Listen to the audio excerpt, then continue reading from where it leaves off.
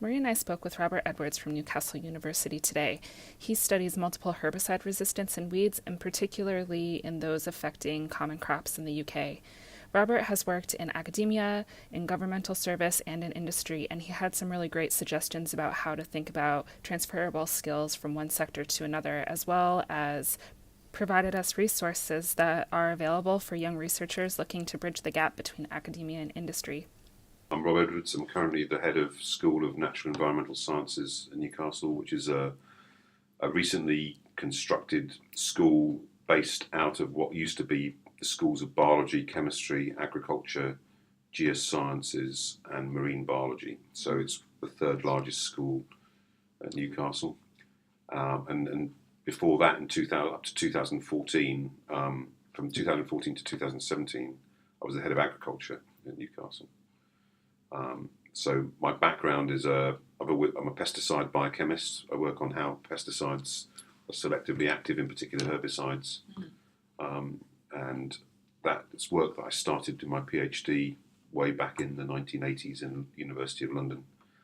And then I followed a track of going through postdoc. Then I went to work in industry for a while in the UK. Then I went to work in industry in the United States.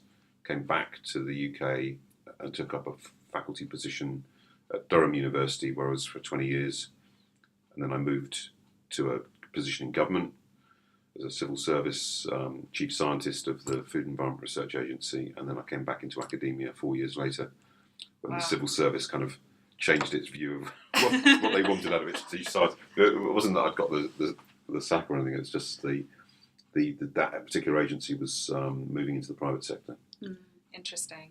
So I've done a bit of everything. I've done a bit of academia, private sector, public sector, civil service. Yeah. All very different.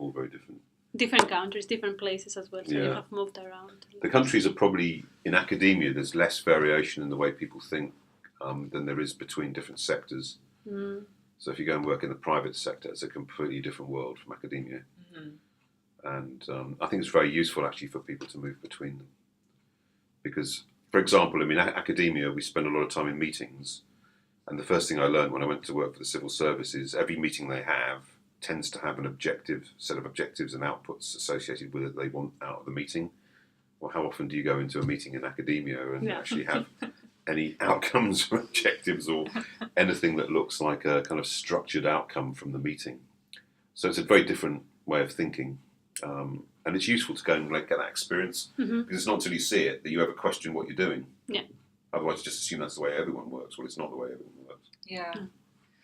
I know that in my conversations with academics, and maybe this just shows the bias between academia and the private sector, that it's somewhat difficult to shift between the private sector and academia, working for industry or working for a university, and that if you're what the opinion that I have heard is you kind of have to choose one, because once you are in industry, it's very difficult to come back into academia, and vice versa.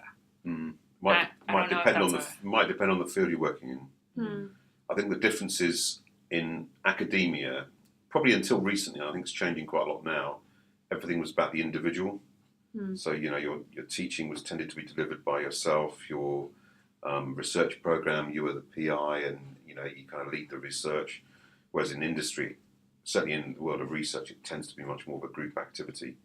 You don't lone behaviour isn't either welcomed as much or even tolerated. But I think things are changing quite a lot in universities now. I think more and more of us are working as groups. Well, and certainly here at the University of Glasgow, we see a lot of partnerships between industry and academia now, either for financial reasons or because it does provide an opportunity for students to get more experience one way or the other. I think one of the downsides that had always been impressed upon me is that if you get your PhD and you go into industry and then you want to go back into academia, you do not have publications, which is kind of your currency when it comes to academic impact. Sometimes you have insight, though, or a kind of a background and links to industry that make you interested. You're right. I mean, it's not easy to come back. But I think in the US, for example, a lot more people tend to be in academic roles. They spin a company out and then they come back again. And that seems to be quite unusual in the UK. People tend to let the company go and stay in academia because they're worried, or as for the reasons probably you're saying, that it's a one-way ticket. Yeah, I remember going to some conference here at the university. I think it was when the hospital was starting to be built, the large teaching hospital, where they talked about how they were going to have industry-led research kind of side by side there, and that students were going to be able to get their PhDs kind of in conjunction with both. And one of the questions that I had was about publishing. You know, if you're a PhD candidate or a postdoc, and you have one of these collaborative positions, how do you develop your publication list? And they said, oh, you get to list patents. And I said, I don't think that that's something that academics are going to say, oh yeah, that's a good publication to have on your list. I think you're right. I mean, I think patents are viewed very highly by, say, technology transfer offices, but in the world of academia, they are peer-reviewed at a level, but they're not peer-reviewed in the same way a paper's peer-reviewed. They're peer-reviewed by a patent agent who will look for people who've claimed similar things, or there seems to be overlap. Yeah, I think that there does seem to be this transition where there's a merging of industrial and university sectors these days, but I wonder if the culture is changing fast enough to really accommodate for that type of partnership. It is easier also for specific sciences. Let's say if you are working with, like, on medical sciences, much easier. Like, for us that we are plant scientists, I think it's quite hard to collaborate with industry. If you don't work in crops, for example. Or if you're not working on something that's directly applicable. Yeah, exactly. Yeah. So, I mean, the other way of thinking of it is maybe the way in which academia is being judged is changing, so that your work in terms of wealth creation or setting up a company will be perceived as being perhaps more important than your publications outputs. Yeah. So it's what you want out of your academics. So it may be the world of academia needs to change, because the world of industry can only change so much. It's got to be competitive, right? Yeah. But I think it's an interesting dilemma for the university sector, because they want us to become more involved with industry. But for all the reasons that you're setting out, that is actually kind of quite a risky way for a lot of young academics to want to go down that route, because you are sacrificing your publications. And if the company goes under, or the thing doesn't work out, or you decide that you're bored with it, you come away and you've got very little, currency, as you've described it, to kind of show for your next employer. Yeah, it seems to be a conflict, I think, when we start thinking about, as young researchers, improving your impact factor, ticking all the boxes of all of the things that need to be on your CV and what the university or a university would be looking for. And you think some of them seem to be like diametrically opposed to each other. It's like, well, yes, your influence or your impact can be diversified, outreach programs, social media, stuff like this, or presenting at conferences, as well as publication. But then also, can you get these kind of breakout industrial potentials? Can you have your 15-second elevator statement or whatever? And I just think, like, it feels like there's a lot of pushing towards kind of a more corporate idea of how you sell yourself, but on the other hand, we still want to maintain all of the type of, like, kind of ivory tower status components of who we want to kind of identify as when we say we're in academia. I think you got it in one. I mean, basically, we're being told one thing, but we're judged in another. Yeah. And I think that's true, not just for young academics, but for established academics. We're told that all of these things really matter, but actually they're quite difficult to measure, and they don't have the hard kind of metrics of impact factors and papers and grants and all the rest of it. So I think, the only advice I could give is you need to have a portfolio of activities where you keep those things are really core to you. Those are the things, I mean, as a young academic, you have to have those deliverables in grants and in papers. And that is something that's non-negotiable. You just want to say, what I do was set aside a certain amount of time to do all that impactful stuff. What is useful is to always have a mixture of funding. So you might have a lot of basic science funded from the research councils or from the science academies. but you do want a small percentage of your work, I think, to be applied and fundable or co-funded through industry. Because very often, the world of basic science goes up and down. Sometimes what you're doing is incredibly, right on the money, and another time it just disappears from view. And so having something as a second strand of activity, which has a kind of an applied angle to it, gives you the impact, but it also gives you the continuity of funding sometimes to get your lab going. Yeah. So when you were making these decisions between academia and industry and back again, working in the public sector as well, did you kind of have an idea of where you were headed, or did you kind of follow whatever kind of came up at the time? Sometimes you see trends, and I'd say probably the trend that I followed incorrectly was to think that when I went to work in the civil service, it was 2010, so that was the beginning of the comprehensive spending review for the coalition government. So what I didn't see coming was the fact that the very moment you step into the world of government research was the very minute they're pulling the plug on the funding. And actually, where you've just stepped out of the universities, they're then going to asking for their £9,000 a year student fee. So they're actually kind of on the up financially, and where I was going was on the down. But actually, I just think changing job roles, or going, maybe not changing jobs, but just secondments or seeing other ways of working are really important, because you get stale. If you stay in one place too long, you do kind of get stale. And sometimes it's just useful to move either institution or just going on a secondment to another organisation for 6 months and come back again. So I wouldn't say there was a great plan in mind. I just think that all the steps help you. I think it's just some of them more than others. I think everybody talk about mobility, but when you start thinking that you have to move, it's hard, and you are not. Sometimes you are not alone. You have a partner or a family or whatever. Yeah. So I think in practice, probably it's more difficult than. I think sometimes, particularly if you've got family, you have to think about you doing the commuting and moving around, and your family isn't. Because I think if you start rolling between jobs, it's not reasonable to expect to uproot your family every few years, and that can be difficult if you're away from home a lot. So I haven't actually moved from Durham. We moved there in 1991 when we came back from the United States. So we've always lived in the same kind of part of Durham. Yeah. And even though I had lots of jobs, I've not moved. Yeah, that's something that we kind of talk about, is that it seems the trend that I see in science now is kind of nomadic, that to either have to maintain your employment or to maintain your competitiveness in your employment, you do have to move around. And I think that it's a little more positive to say that it's also useful for you, so that you, for yourself, you stay interested and engaged with what you're doing, and that you're creating a real community for yourself, but that community is kind of on a much more global scale, as opposed to maybe just in your own institution or within, a couple of your collaborative relationships or whatever.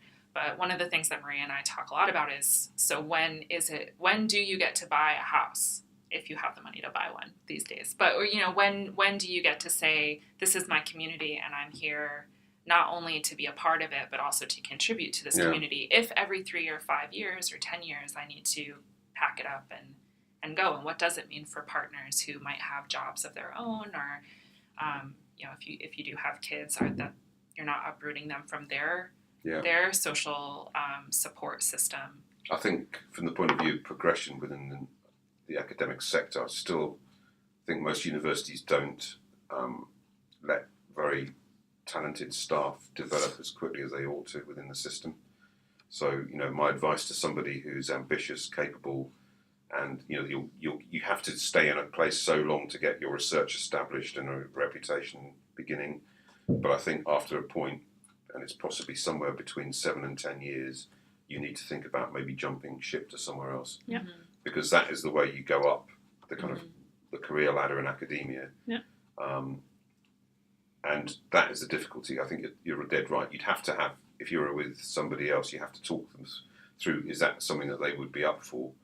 because there's opportunities as well. Whenever you move, there's always a downside, but there's also an opportunity. I think once kids come into it, it becomes a lot more complicated. Yeah.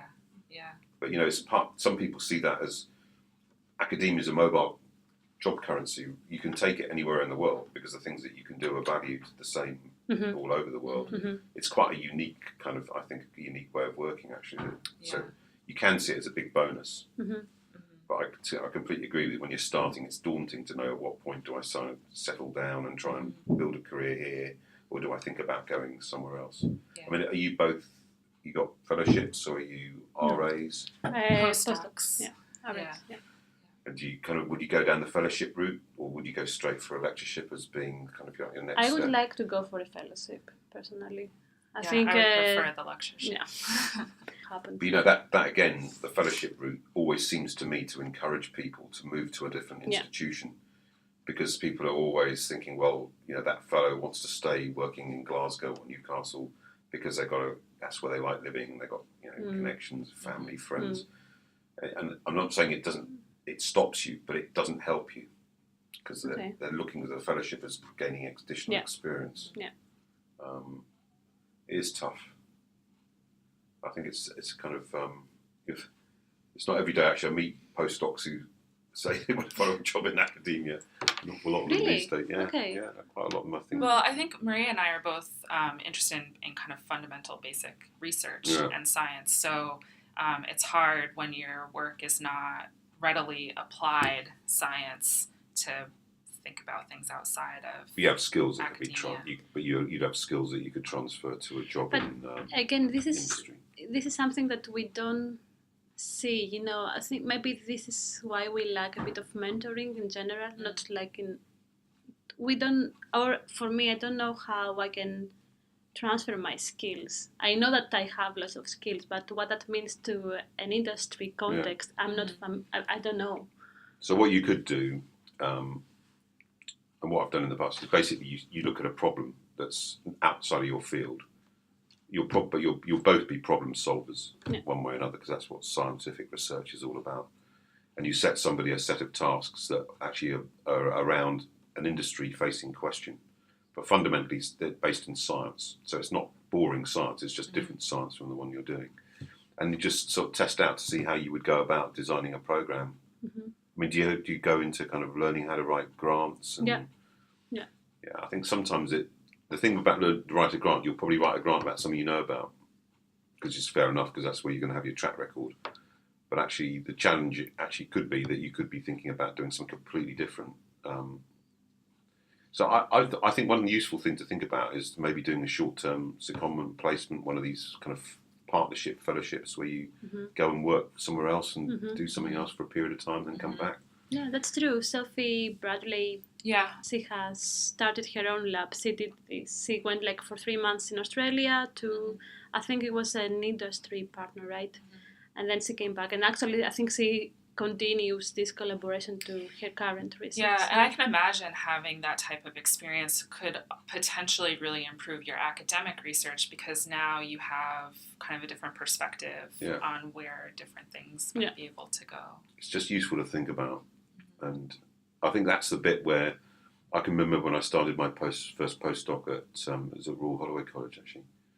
And it was a 3-year post. And after about 12, 18 months, you're thinking, well, what comes next? And you can see, unless you start thinking about that earlier rather than later, you're just heading to a cliff, basically, the third year. I think actually the universities are a lot better now than they used to be in trying to look after their staff. I mean, in those days, it was hire and fire, basically. But now I think people are more interested in trying to find career paths, and there's the Concordat and all this sort of stuff. We spoke with Alison Lloyd a couple of months ago. She studies the kind of development of neurons.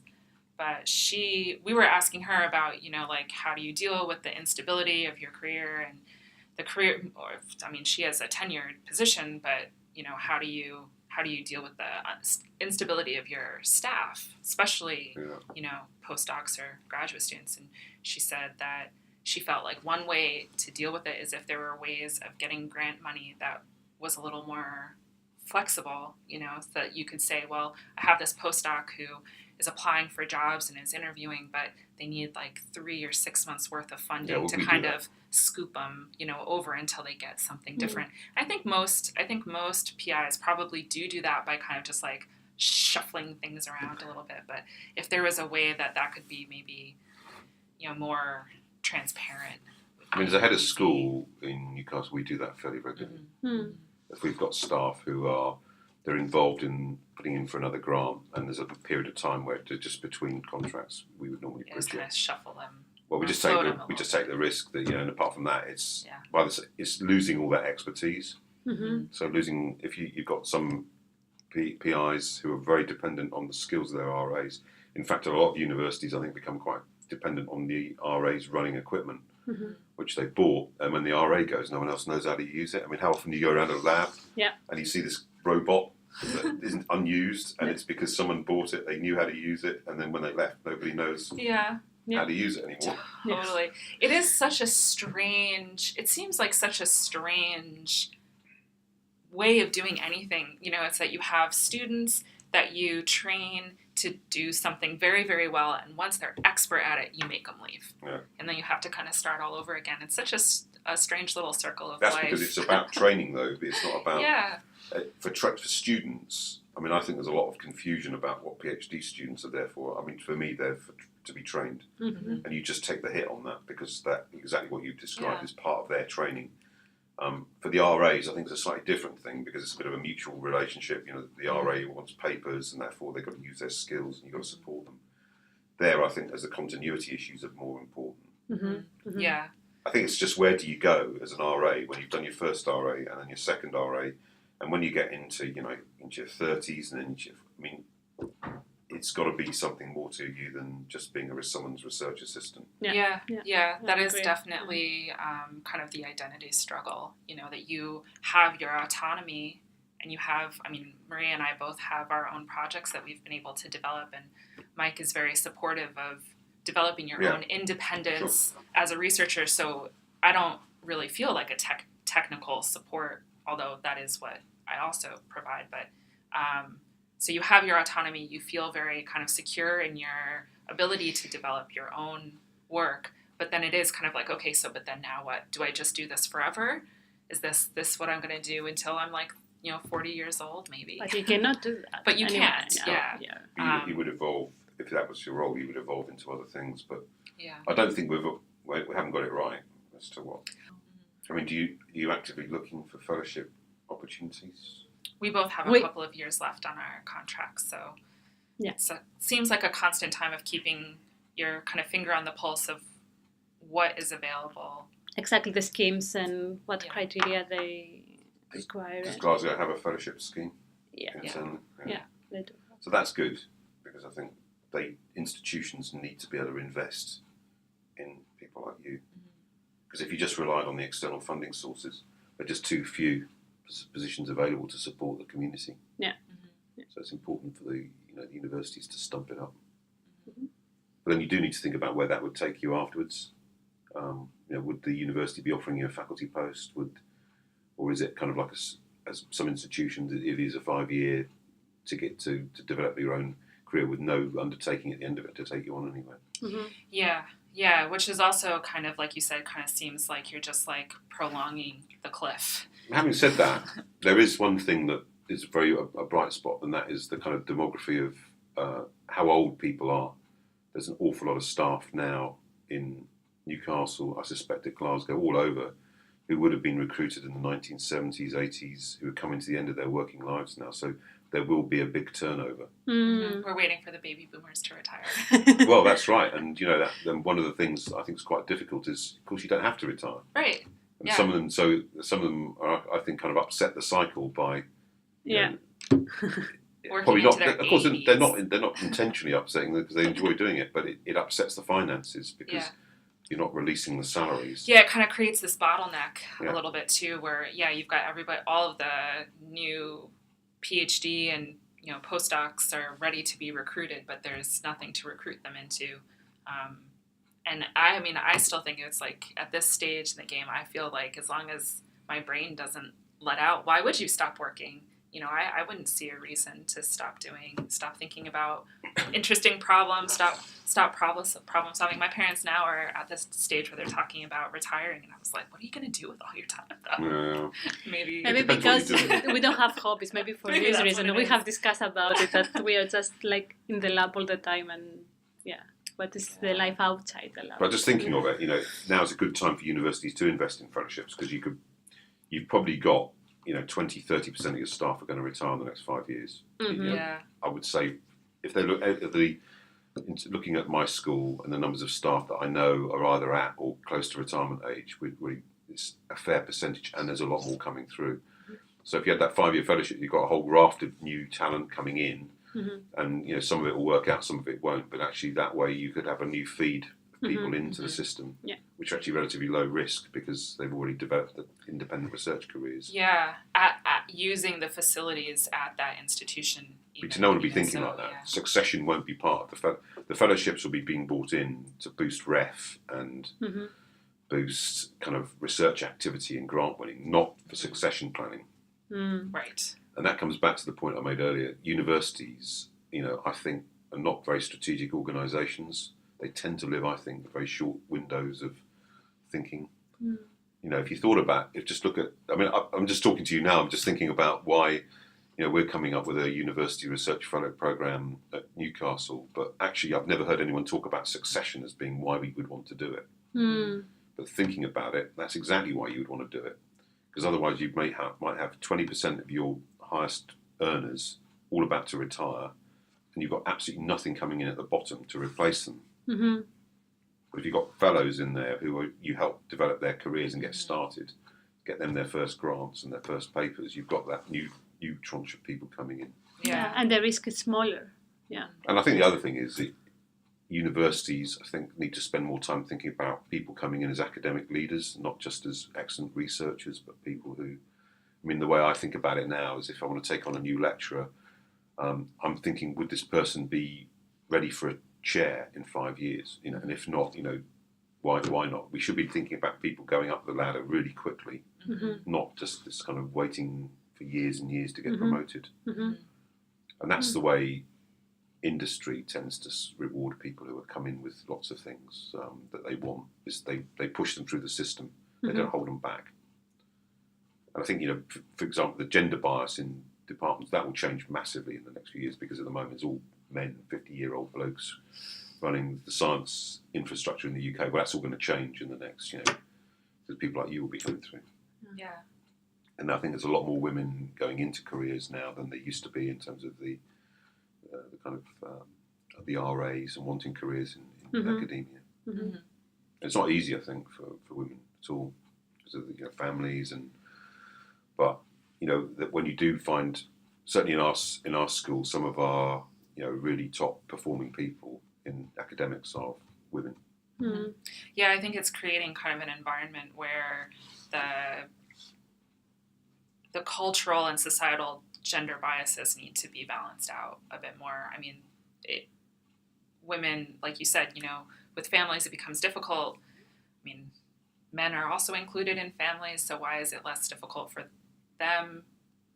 But more you difficult have like for some women. physical time that you have to be. Yeah, obviously women, need to recover from child birthing and rearing and whatever. But I think perhaps maybe as more women get into these more advanced leadership roles, those differences can be made more apparent and then accommodated for. Because I think a lot of times and none of it is done with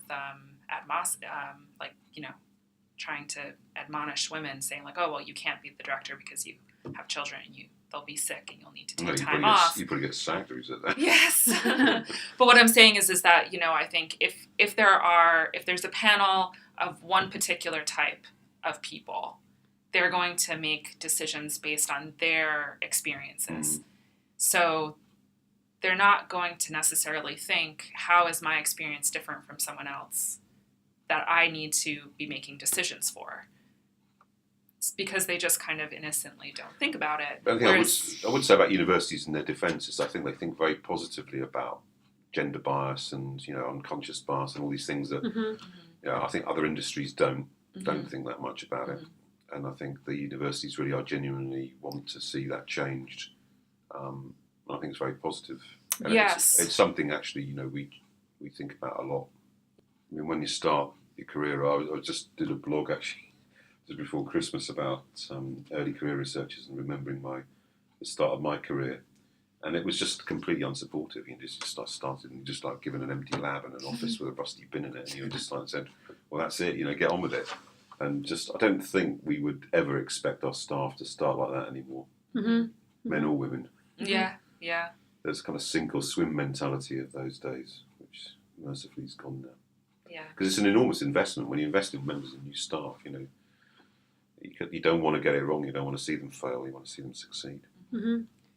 Yeah, so you can. I can kind of appreciate why a university that does need to maintain a budget and financial support and growth for their own as an institution, that hiring tenured faculty is a very difficult decision, because you're basically on the hook now for this person's career for the rest of their lives.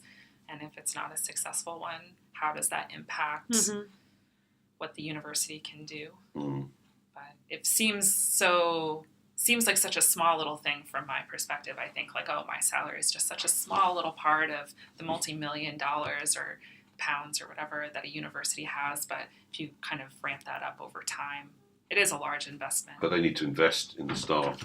That's the basis of their business. Their business is the academic staff. Yeah. You're the kind of product, the commodity or whatever they're selling.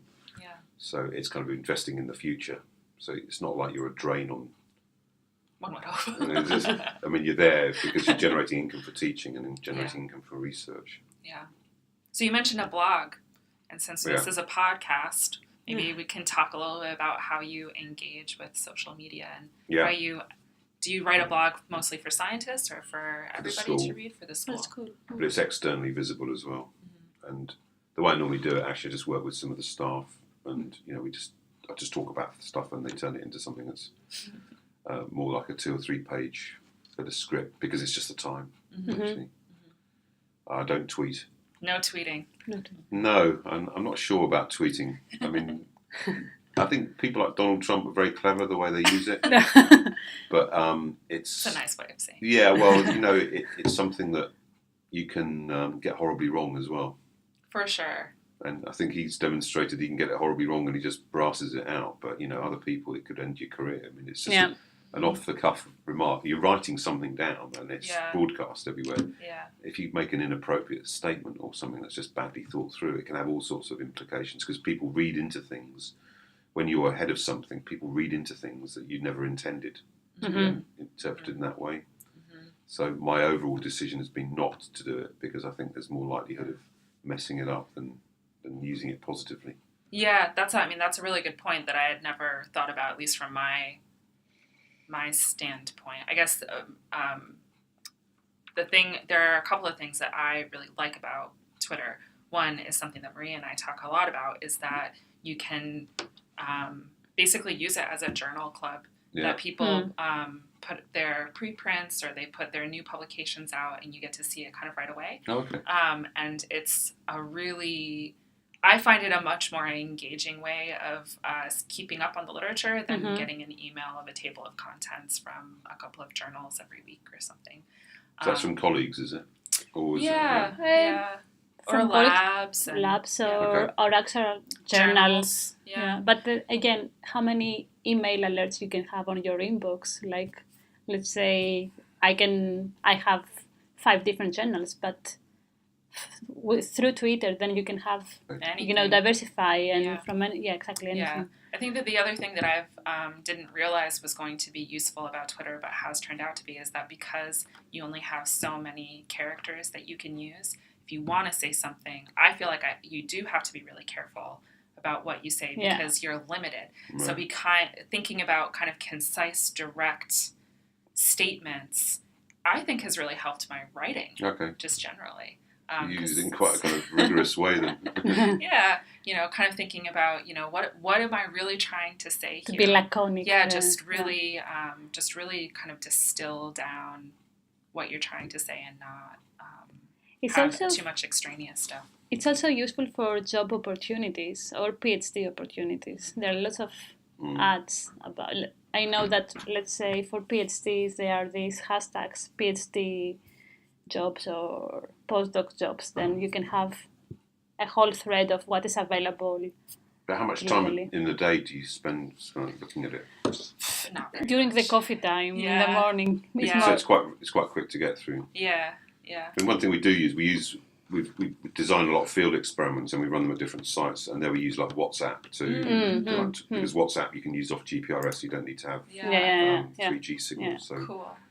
so you can be talking about the studies and people can show photographs and Yeah. that kind of thing. So it's quite useful actually as a kind of tool to do work outside in field sites. And again, if you are worried about, I understand and I agree with you that you have to be extra careful of what you say. But for example, in my case, I have my professional Twitter, if you want. So it's Right. only about science and whatever I do here and my professional interest. And then I have my personal one that I can follow, let's say, I can comment on for politics or for whatever, but this is a separate thing. I don't know people that they try to keep it, separate. So you can still do that if you want. I mean, where it catches you out, if you come from an older generation and you're not used to it, is that you might be saying something at a meeting and someone's twittering what you're saying. So it's out of the door before you even finish the meeting. And then so that's, you also, it's not just what you say, it's being aware of the fact that media spreads much more quickly. Yes, that's true. I think a lot about, especially if we're talking about educating younger generations that are much more fluent in these technologies and these languages than we are, but how they can be used as tools for engaging them in their own academics and their own scholarship. I think that is something that I'm really interested in. I'm very interested in science education and how to engage students in a way that isn't just you're taking this course because it's a requirement for you to major, but how do you get them to internalize it and have some ownership over it? And I sometimes wonder if using some of these social media platforms are a way of engaging with them on a level that they understand, as opposed to just standing up in front of a PowerPoint presentation and saying, yes, this is all going to be on the exam, that you get them to start thinking about how they actually are engaging with this information and how it relates to them as individuals. Because I think academics, just education, undergraduate education has not moved along with the times of it being individualized. Everything is so standardized that we've kind of forgotten that we're individuals, which is hard, I think, because as you get older, as you said, I mean, academia becomes very independent really quickly at higher levels. You're working on your particular projects. You're totally responsible for the things that you do. When you get, when you get together in meetings, you have to really identify as like your own position and how that fits in a group. I think you're right about not appreciating the way in which people coming into the university system as undergraduates think, behave, and respond to things. I think universities are out of touch with that. Yeah, well, we're trying to train them in something that is very internalized. Yeah. You have to solve these problems on your own. You have to be a leader. You have to be able to do these things independently. You have to be an independent thinker and studier, and you have to do all of these things on your own. But that's not the way a lot of them have been used to working when they've been doing their A-levels.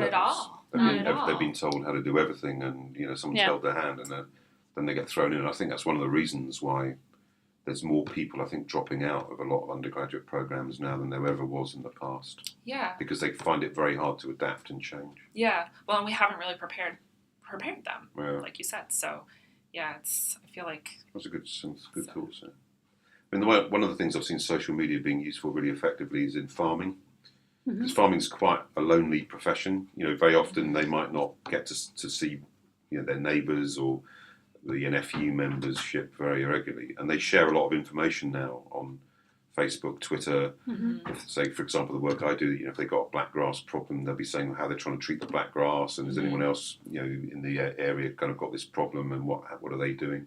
And so it's just a way of sharing knowledge. Yeah. So in terms of your podcast, how many people typically listen to the podcasts? And We've just started putting it on iTunes, which I think will help us track the listening. We know that we know a few people in the university listen to it, and I know a couple of my friends back in the States listen to it. We got lots of, because we tweet about the podcast, so we got lots of retweets of our posts. Now, whether they listen the whole podcast is another story. I mean, the views in YouTube, they look okay. Definitely having on other like podcast platforms like SoundCloud or iTunes, I think it will boost. Yeah. I mean, the reason I'm asking is for the reasons of scientific kind of work. I am thinking about this. I'm not using social media properly. And when I was down at the Oxford Farming Conference, my postdoc was saying, "Oh, are you sending out a Twitter feed on this?" And I said, "No, I'm not. And do you think we ought to?" And then you realise a lot of the people who you're talking to are using Twitter. Yeah. And so you're kind of feeling a bit. It's partly a time thing. It's if you want to do it, then you've got to do it properly, I think. I mean, if you just did it once and then never again, I suspect it's just... I think many labs, they have, let's say, in our lab, it would be either me, let's say, or Emily that can do posts or tweets for our lab. So I know that many PIs, they allocate the task to a postdoc or to a student that they are keen on. I'll do that when I get back. Yeah, delegate it out. Yeah, I mean, it's a good way at least to communicate your work, and then you might get more familiar. What sort of thing do you talk about? I mean, is that like presumably you don't want to put out top drawer unpublished? No, but for example, I was doing a voltage clamp. I was measuring my potassium channels. I didn't say anything of what I was doing, like what is my protein and so on. But still, I saw a video of how I do that and like the technique, for example. Oh, okay. Of course, if you have a paper out, then you can advertise your paper. Or if you do lab outings or an activity with the whole lab, then you can show that you have a community, a society from your lab. I think this is also attractive to people that they want to work with you, like either postdocs or PhDs. You show that you have a nice environment. Yeah. See that? Yeah, that's a really nice kind of way of thinking. I know also with going to conferences and things, like if you don't go to a conference, you can still follow the hashtag for the conference. So people who are there and attending, you can follow their tweets about it. So you kind of get a bit of a view of what is happening there. If the conference allows tweets or posts, because so it's. I think you can use it either a whole lot or just a little. But like you said, it can't necessarily be sporadic. No. You've either got to get into it or just... Yeah. But I mean, I think the idea of talking about what's going on in the lab and people getting a sense of how the lab runs and what it feels like externally is kind of a nice idea. Yeah. I think we are close to the end. Yeah, to the end. Yeah. Thank you for the talk. It was very nice. Interesting. Good. Thank you for the... I've learned a few things myself. It's good. Yeah, nice. Good. And we look forward to the actual talk now. Yeah. Your talk. Yeah. Yes, talk about blackgrass. Do you know what blackgrass is? Have you no. You can tell us maybe. It's interesting because in the farming community in UK, it's like the number one issue in arable, growing wheat. But if you're not a farmer, you'd need to kind of keep your ear to the ground to even know that it existed. Okay. It's like one of those areas of challenges to food security that no one kind of talks about. But it's a big issue for us, certainly in Britain. And herbicide-resistant weeds are massive in the United States. Is that because the U.S. just grows such large crops consistently? Yeah, and they've also adopted Roundup-ready technology and then kind of overly used glyphosate. And nobody ever expected the natural world to come up with resistance mechanisms as quickly and in as many ways as it has done. So it's become a big problem. Yeah, maybe this is a question that is too broad to ask, but I was thinking about that. I would imagine that scientists or researchers who are developing GMOs, particularly with respect to resistance, would in the back of their minds or the front of their minds imagine that resistance could naturally occur over time. So is there a balance, kind of like a cost-benefit balance of like, yes, in 5 or 10 years, we're going to start seeing resistance. It's going to happen anyway, but we're going to have those 5 or 10 years of really good crop yield, and hopefully in 5 or 10 years, we'll figure out something else. That's probably the incentive business versus plan. saying, oh, we didn't expect there to be natural resistance But that's development, which seems really myopic to me. Yeah, I think it was when they went into it, and they designed the protein that's targeted by the herbicide to be insensitive to binding. They worked out the number of individual mutations that would have to occur in order for the herbicide to stop binding. And then when they did the stats, it suggested it was an infinitesimally small likelihood that it was ever going to happen. But then it ended up, it was a completely different set of mutations that changed the structure elsewhere in the protein. So they'd never seen that coming. They were always, I think they were being a little bit too clever, because they were thinking about how many specific residues in the structure that they understood would need to be changed. But they didn't understand what else in the structure could cause those very same effects. And they didn't know about all the other things that could kick in. Or maybe overuse, that people are using higher concentrations or less, not concentrated Lower enough. concentrations sometimes is the kind of worst thing you can do. Yeah. Because you kind of let the plants partially recover, and therefore if there are resistance genes, they start to accumulate. Right. Okay. Well, We are done. good. Thank you. Thank you. Thank you very much. It's been great. You can follow Maria and me on Twitter. My handle is @ERLarson_PhD, and Maria is @M_Papanatsu. You can also follow our seminar series at UofG MCSB. If you'd like to listen to more of our podcasts, you can find us on iTunes and SoundCloud under MCSB Podcast.